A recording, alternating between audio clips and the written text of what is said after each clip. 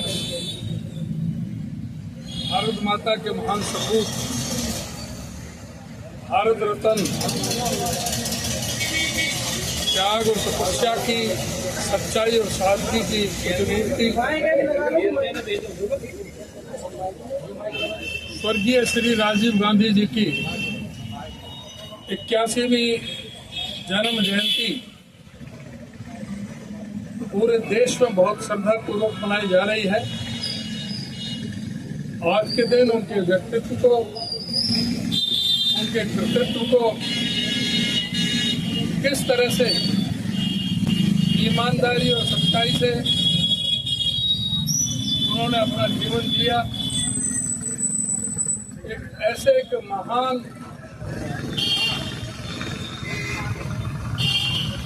बहुत ही देशभक्त परिवार में पैदा हुए, जिनके नाना श्री पंडित जवाहरलाल नेहरू देश की आजादी के लिए 9.5 वर्ष तक अंग्रेजों की जेल की सलाखों में बंद रहे। इस देश में राष्ट्रपिता महात्मा गांधी जी के साथ मिलकर के सभी को कांग्रेस पार्टी के झंडे के नीचे इकट्ठा करके उस समय की ब्रिटिश हुकूमत को भगाने का काम किया और इस देश में आधुनिक भारत की नींव रखी। हमारे देश में जहां पर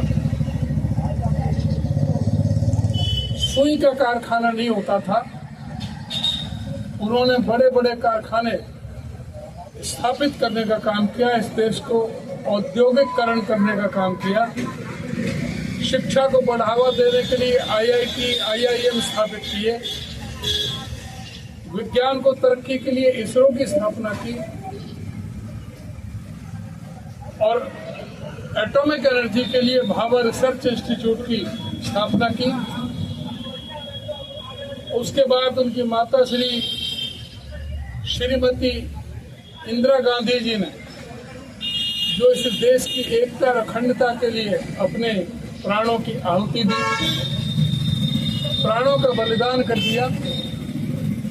इस देश में बैंकों का राष्ट्रीयकरण करने का काम हो, चाहे राजाओं को प्रीवी पर बंद करने की बात हो, और जब पाकिस्तान ने जरा भारत को आंखें दिखाई तो इंदिरा जी ने इस दुनिया का भूगोल ही बदलने का काम किया और पाकिस्तान के 2 टुकड़े करने का काम किया। इंदिरा जी ने 1974 में पहला परमाणु बम, एटम बम पोखरण में उन्होंने बम बनाने का काम किया। अमेरिका के उस समय राष्ट्रपति, चाहे वो निक्सन हो, चाहे विदेश मंत्री किसिंगर हो, चाहे दूसरे राष्ट्रपति हों, उनने कई तरह की घुड़कियां दी, कई तरह की चेतावनी दी, 7वां बेड़ा यहाँ पर भेज दिया, लेकिन इंदिरा जी ने कह दिया कि जो हमें करना है, तुम पर जो बनता है वो करो। देश में शांति स्थापना करने की बात की। इस देश के अंदर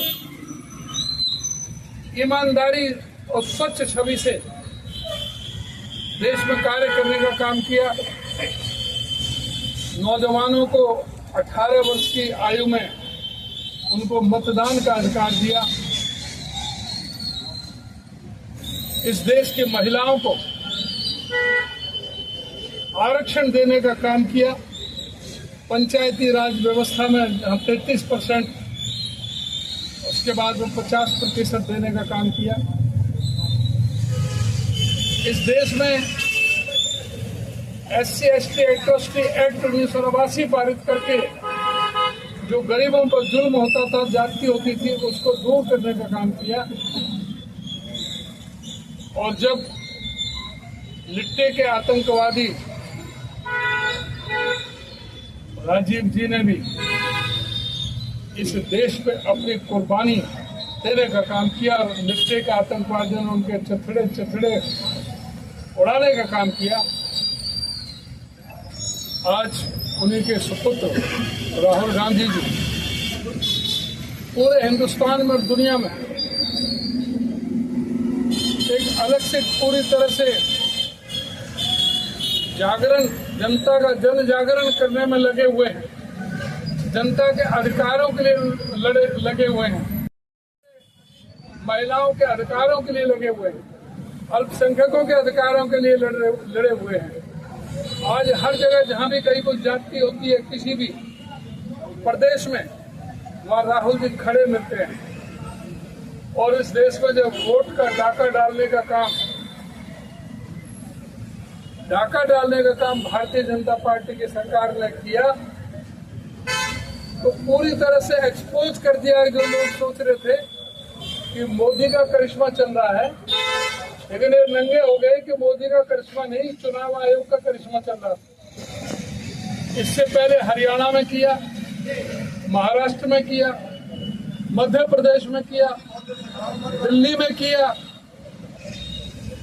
और अब पूरी तरह से इनका चेहरा बेनकाब बिहार में हुआ। किस तरह से फर्जी वोट बनाई जाती हैं। हमारे भी हरियाणा में जबरदस्ती से चोरी किया गया था। जो मैंडेट सरकार कांग्रेस की बन रही थी, लेकिन उस मैंडेट को चुराया गया था। हमने अभी सरसरी तौर से पता कर रहे हैं, ऐसी कोई विधानसभा नहीं है जहां 20,000, 25,000, 40,000, 50,000, 1 लाख से भी ज्यादा 1.5 लाख तक वोटों में हेरा फेरी हुई है। उसकी अभी हम इंक्वायरी करने में लगे हुए हैं। बहुत जल्दी हम प्रेस कॉन्फ्रेंस करके सारे मुद्दों को जनता के सामने और मीडिया के साथियों के सामने रखेंगे। उसमें हमारी विधानसभा का में जो खेल हुआ था उसको भी हम उजागर करने का काम करेंगे। अभी मैं कुछ बातें हमने की हैं, लेकिन मैं अभी सारी जानकारी लेने के बाद तब पूरी विस्तार के साथ में हम चर्चा करेंगे कि वे किस तरह से यहाँ पर वोटों की चोरी करके ये हरियाणा में कांग्रेस की सरकार को छीनने का काम किया। कांग्रेस पार्टी ने, राजीव गांधी जी ने, उनके साथ चलते हुए जिस तरह से राहुल जी ने, सोनिया जी ने इस देश में आरटीआई का कानून लेकर आए, राइट टू इंफॉर्मेशन, सूचना क्रांति। आज कोई आरटीआई का जवाब देने के लिए तैयार नहीं।